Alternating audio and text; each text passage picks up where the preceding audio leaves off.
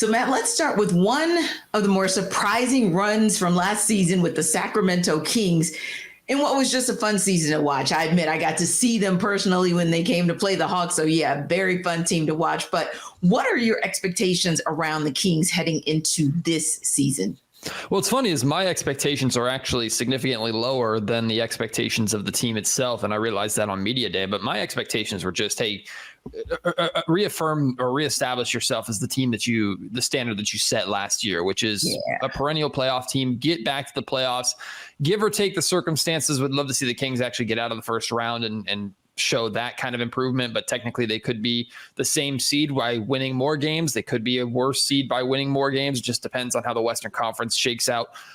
So that was the most feasible or tangible way that I was going to measure success, was them getting back to the playoffs and then advancing through the playoffs. But then we came to media day and Mike Brown and De'Aaron Fox, first thing out of their mouths is, we're playing for a championship. We're trying to win a championship. And every single team, I feel like, says that during media day, but know there's only a handful of teams that either actually mean it or actually have a chance. I don't know how good the Sacramento Kings chance is, but I believe that they do mean it. Yeah, and I would agree. It's so difficult to tell in the West because honestly, it's always a clusterfuffle. Like, I feel like with the East, for sure it's the Bucks, for sure it's the Celtics, and then that third slot is where there's kind of in and out. Bulls, Heat, just depending on, what day of the year or what year they're playing. But when you start going down the list of, the current champions, the Nuggets, the Suns, Grizzlies, Warriors, I mean, there's just so much at the top. But I also think, Matt, to your point, a record could go anyway. It could go in your favor as well. So, yeah, there's a lot of competition out there. But I do think that when we say that the Kings are a team on the rise, they truly are. So one of the things that I think is a good mix as well is the combination of, I'll call him a veteran, like a Kevin Huerter, who, he found his groove for real in Sacramento. But also, like you said, those younger pieces that you're able to work with, De'Aaron Fox and even a Harrison Barnes, as far as like the OG, if you will. Yeah. But you've got some pieces, you've got some parts there as far as that potential starting lineup. Let me ask you this. Who out of maybe that second unit do you see really being a true factor, a contributor to also kind of round this team out, kind of like your sixth man? Well, Malik Monk is definitely the sixth man of this team, and he established himself as that last season and really established himself less as like the six-man scorer that we expected him to be, and that Charlotte tried to make him throughout his career there, and then he showed little flashes of it with Los Angeles. Here in Sacramento, he became a playmaker. He even said himself that Mike allowed him to kind of play his style of basketball, put his personality in the way that he played, and showed off this flash and flare to his passing game. I mean, if there was someone throwing a lob, typically it was Malik Monk before it was Fox or Davion Mitchell or anything like that. But I mean, I think last season, like, Malik kind of had to step into that role because Davion was still trying to figure out what his role really was, especially on the offensive end coming off the bench. This year, I think Davion has put in a lot of work to understand and kind of take control as a captain and leader of that second unit. So I still think it's Malik, but there are other guys. There's just so much depth theoretically on this team, from Davion to the addition of EuroLeague MVP Sasha Vezenkov to the addition of JaVale McGee, who's I thought was just going to be a kind of a reinforcement center, but he actually might have a bigger role than I expect. Like, the Kings are loaded with talent. It's about finding the right combinations. Yeah, I was thinking the same thing. Like, and that's kind of that dilemma that you have. It's the good dilemma to have, right?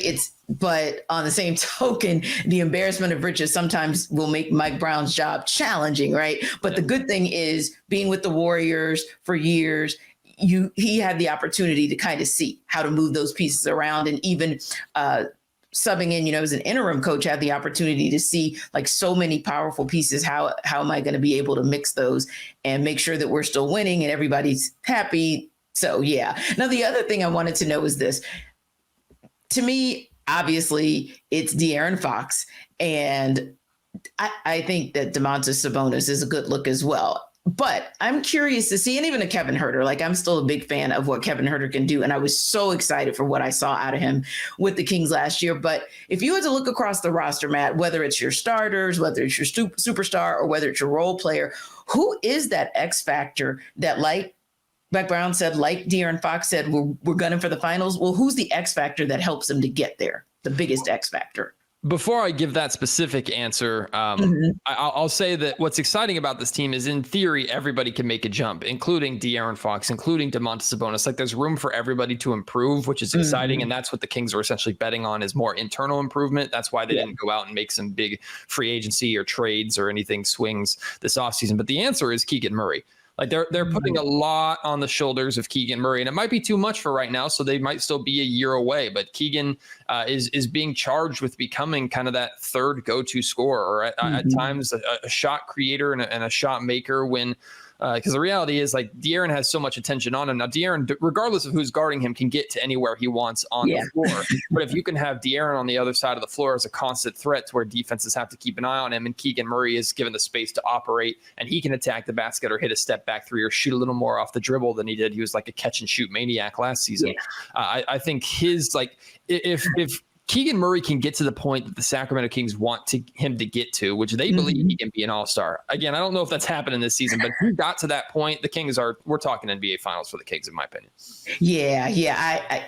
I mean, that is huge. That's absolutely huge. So let's go back to, and you actually answered another one of my questions, which was who do you think was going to make that jump? So I love that. One other question, and I'm going to put you on the spot a little bit here, Matt, but where do you see this team kind of landing in terms of wins this year? Where do you think they can go? Because I think it was, let me see.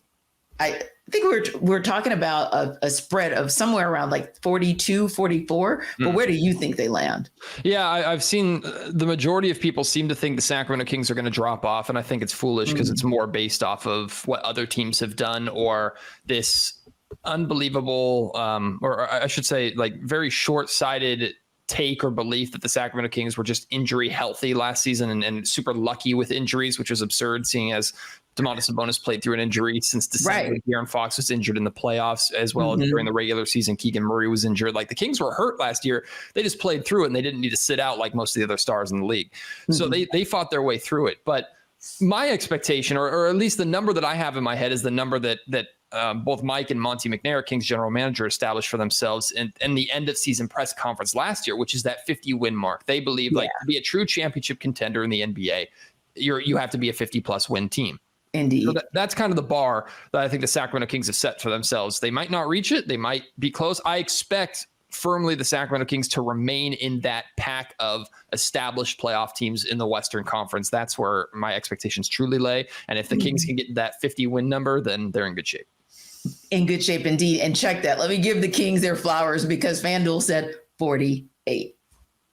Repeating, right back to it. We'll take it. If they can copy and paste what they did last season with a little better defense, this team's scary.